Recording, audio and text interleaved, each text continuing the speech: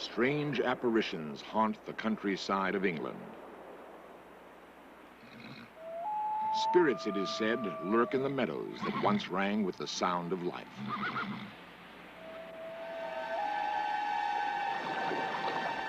There are those who swear that the dead have risen.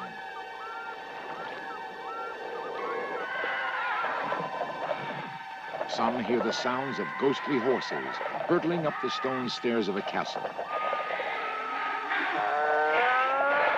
Others bear witness to the cries of an African prince, outraged because he was buried on English soil. The ancient ghosts of England, it would seem, are the scariest spirits of all.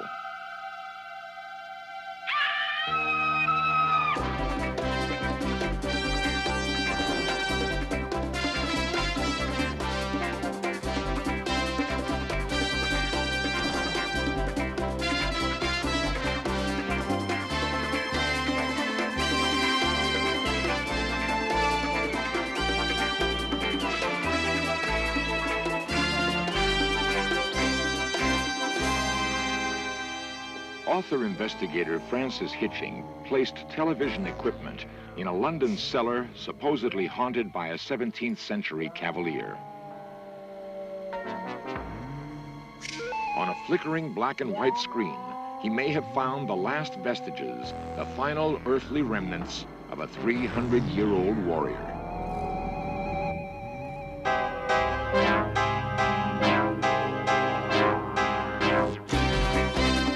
This series presents information based in part on theory and conjecture. The producer's purpose is to suggest some possible explanation, but not necessarily the only ones, to the mysteries we will examine. The English countryside has been populated by so many people for so long a time that it has acquired a rich legacy of spirits and ghosts. A 200-year-old monarch may pace the library of a great fortress. Henry VIII, we are told, still drags his gout-ridden foot through broken cloisters and cobwebbed passages. Long-dead prisoners plead for mercy in empty dungeons. Ancient druids still haunt Stonehenge. Guillotine victims ride across the rolling plains carrying their severed heads. Every generation has added its ghostly collection of vampires, phantoms, and monsters of the netherworld. Today, a roll call of specters stretches the length of the kingdom. Perhaps it is the willingness of its citizens to believe in the supernatural. Whatever the cause, Great Britain, wrote one expert, is the most haunted place on Earth. Ghosts have a tendency to stay in one place, usually the location of their demise. Since most English castles were built many centuries ago, the apparitions that haunt them have had enough time to scare enough people to become legends. The people who own these castles continue to live in them. Strange sights and hideous noises are considered part of the bargain, along with poor plumbing and drafty rooms. Ghosts are accepted as eccentric members of the family, and in many cases they were just that before they died. At Wolverton Manor, for example, we encounter the very rowdy ghost of Lord Thomas Trenchard. His story is told by his descendant, Captain Thimbleby. In the early 18th century, Thomas Trenchard, after, no doubt, a very good dinner party, with a lot of port in his belly, had a wager with his friend that he could take a horse and carriage up the great stairs, which he indeed did. And in fact, some of the stairs have been repaired where the edges have been chipped off.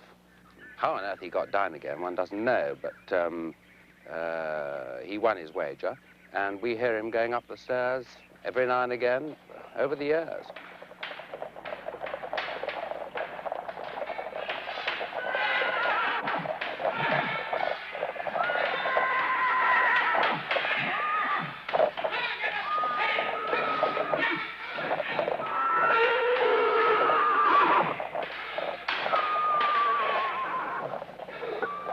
A strange part of Wolverton Manor's ghostly carriage is that it has never been known to return down the stairs.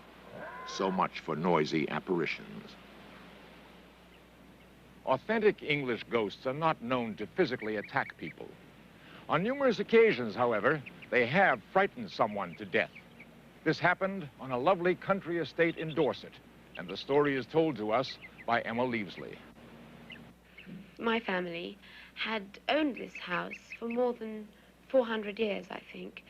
And there were legends that something monstrous appeared in the middle of the night and was so frightening that two of my ancestors had actually gone mad after they'd seen it.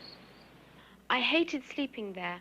I used to dread going to bed because I would always have nightmares there, and I'd wake up in the middle of the night and think they were real, and there was definitely something horrible about it. Anyway, one night when my grandmother was a very little girl, which was about 1880 or 1890, she and her sister were living in this house, my grandmother at one end of a corridor, and her sister at the other end, probably the same room that I was in, maybe even the same bed.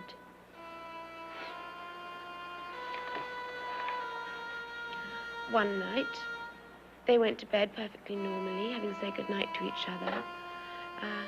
And what happened next, no one knows for certain, but it was obviously absolutely horrifying.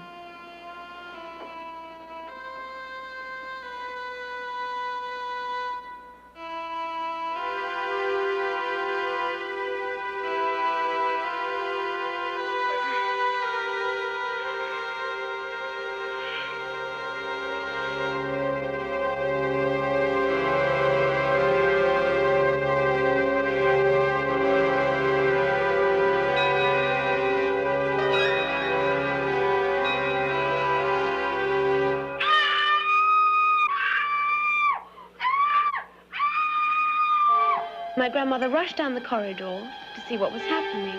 As she opened the door, she thought she caught a glance of something so horrible that she nearly fainted. But it disappeared almost immediately.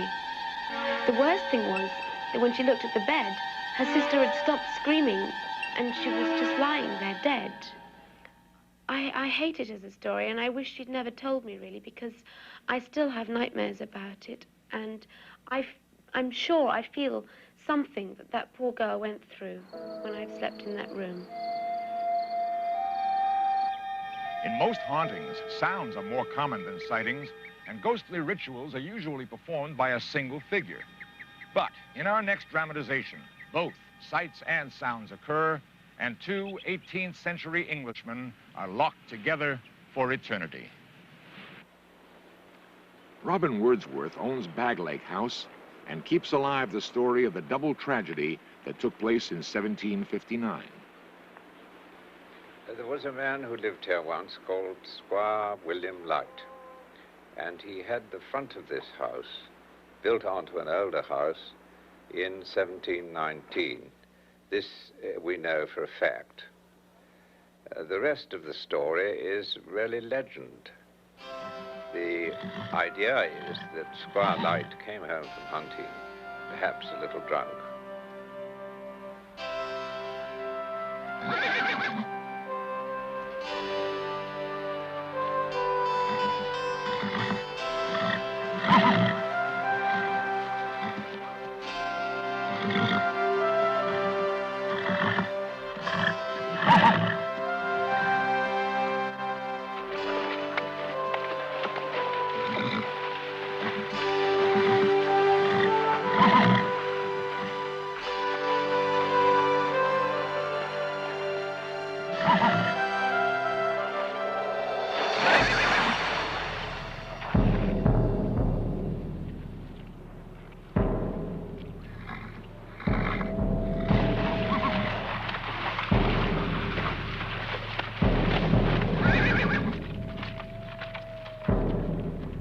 The water was shallow, but deep enough to drown a drunken squire.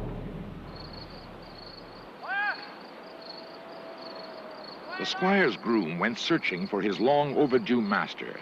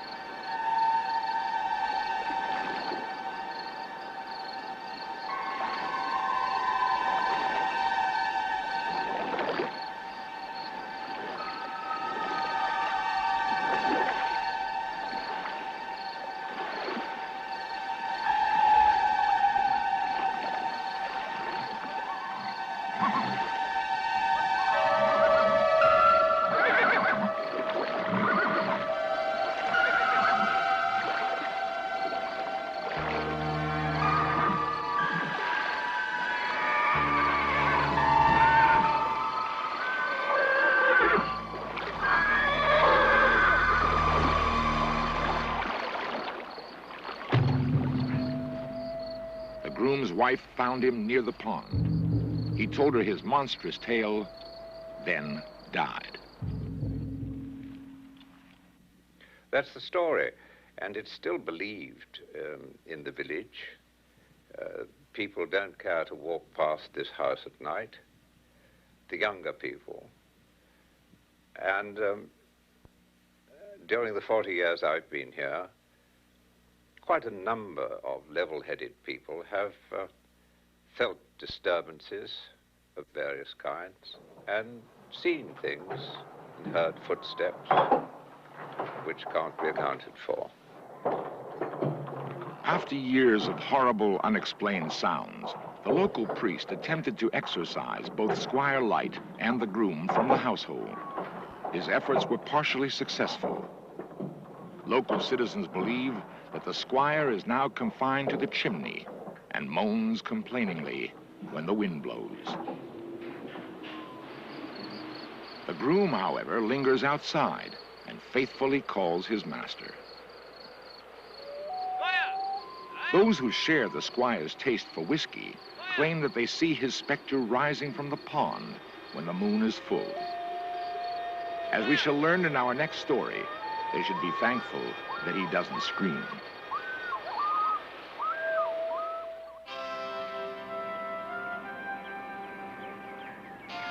Most castles are haunted by murky, intangible apparitions. In Marshwood Vale, however, Bettiscombe Manor is haunted by a very tangible human skull that refuses to be buried. When provoked, the skull's angry screams reverberate for miles.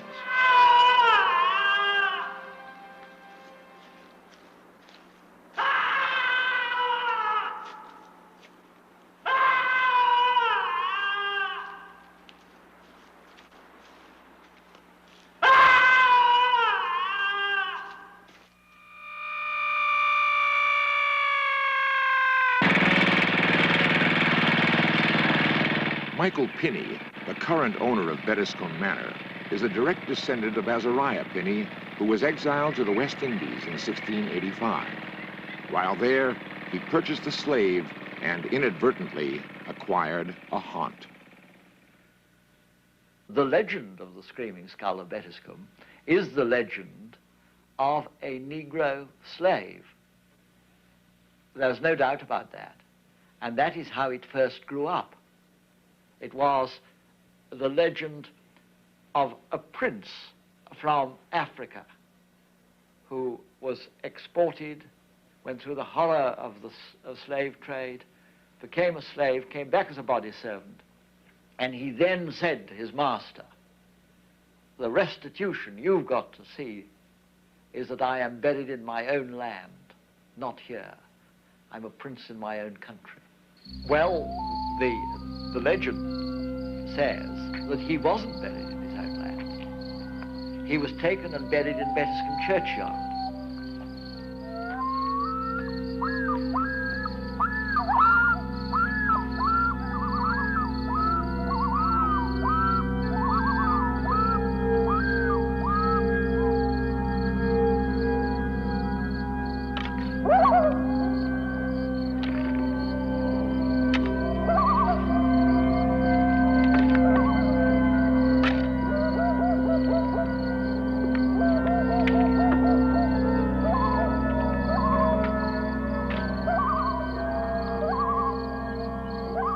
Once buried, horrible screams rose from the grave.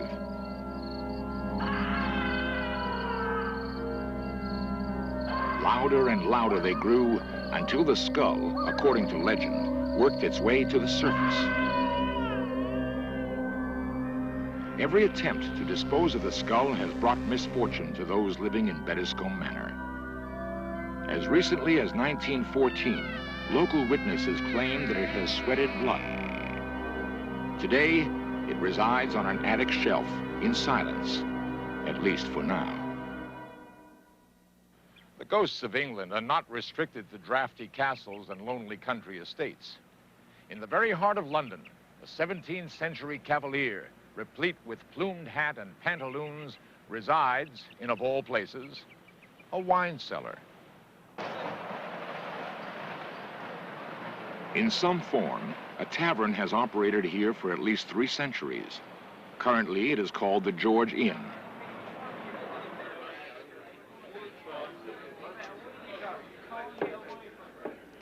Bill Grundy is a documentary filmmaker for the British Broadcasting Corporation. It was the summer of 1975. I'd just finished making a series of television films about the ghosts of London. And I came in here for a drink, and the landlord came over to me, and he said, like the films, pity you didn't do our ghost. I said, you got one here in the George Inn? He said, yes, we have. I said, do you believe in ghosts? He said, no, but my wife does. I asked him to explain. He said, well, we've been here for years, and there'd been no trouble at all, but one day, between 10 and 11 in the morning, anyway, before we opened, he said, my wife went downstairs into the cellar, and she came rushing back up, all white and trembling, and said, I'm never going in the cellar again. She said, it's the fellow down there. I said, we're not open yet. There can't be a man down there. And she said, no, this isn't an ordinary fella. He's dressed like a cavalier, and he's standing in the corner of the barrel vaulting there. My wife still doesn't go down that cellar. Grundy contacted Francis Hitching, an author and investigator of strange phenomena. Hitching placed a camera and a videotape recorder in the supposedly haunted cellar. I've been investigating ghosts and other related phenomena for a number of years now, and this sounds to me a particularly good and typical example of a ghost. That's to say, we're here in a very old building, one of the oldest basements in London, certainly part of the old London. Up there is the street itself, and I dare say you can hear some noises which come across it from time to time. And the stories that we've heard, the 2 people, the witnesses, talking about somebody in Stuart costume, this is typical of the kind of appearance that you get. Somebody in costume appearing in an old building, sometimes at the same time, sometimes not. And I feel that it's one that's worth investigating with modern equipment. Hitching sealed the doors from the inside and remained alone in the cellar throughout the night. He focused his camera on a dark pillar in the middle of the room.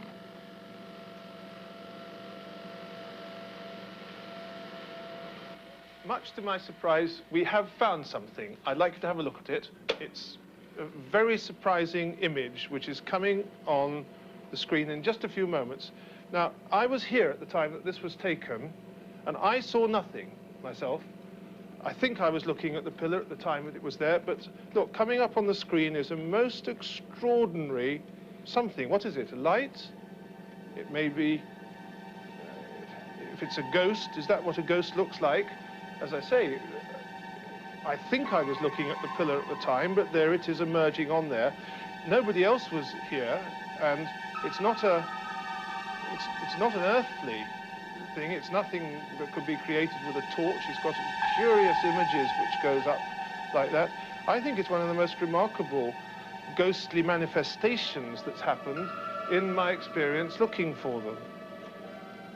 Whether or not it's something that can be the same ghost that's gone away now, whether or not it's the same ghost as they saw, whether it's one of these manifestations that happen sometimes when people go out trying to look for things, and instead of specifically what they're looking for, some other thing appears out of the fabric of the building, I just don't know.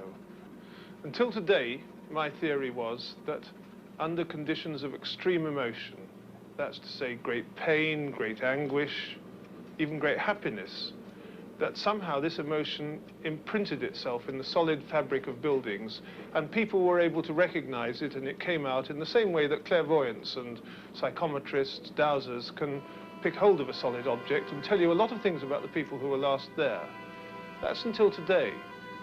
But today I've seen this thing, and I can't explain it. And so my explanation yesterday has been torn away. What I believe tomorrow, I just don't know. I'll have to look at that again and again, and perhaps one day I'll find out.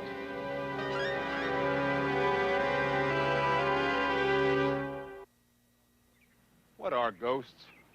And why do they keep repeating the same actions over and over again? One theory is that a haunting is a violent release of energy, somehow frozen in space and time.